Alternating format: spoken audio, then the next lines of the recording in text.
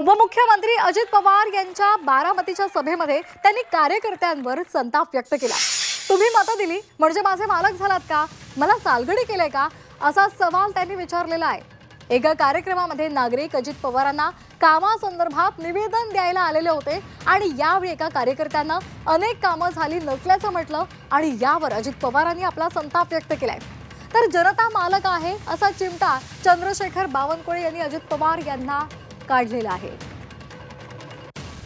अजित पवार यांनी बारामतीच्या सभेत हे विधान केलेलं होतं आणि त्यानंतर चंद्रशेखर बावनकुळे यांनी आमच्या पक्षाचा विचार केला तर आम्ही जनतेलाच मालक मानतो असा चिमटा काढलेला आहे। तुम्ही मतं दिली म्हणजे माझे मालक झालात का? मला सालगडी केले का? असं वक्तव्य अजित पवार यांनी केलेलं होतं आणि त्यांनी आपल्या कार्यकर्त्यांवरच संताप व्यक्त केलेला होता।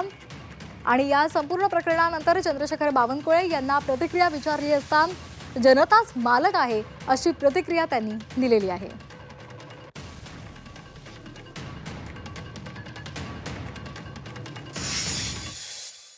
अरे तुम्ही मतं दिली म्हणजे माझे मालक नाही झाला का? सालगडी काय मला? अरे तुम्ही मतं दिली म्हणजे माझे मालक नाही झाला का? सालगडी काय मला? रावणा हा बाईट ऐकलेला आहे। तुम्ही मतं दिली म्हणजे माझा मालक झाला नाहीत असं अजित पवारांनी म्हटलेलं आहे। मला सालगडी केले का असा सवालही त्यांनी विचारलेला होता आणि त्यांनी कार्यकर्त्यांवर संताप व्यक्त केलेला होता। बारामतीमध्ये काल सभा आयोजित करण्यात आली होती आणि त्या सभेत अजित पवारांनी हे विधान केलं।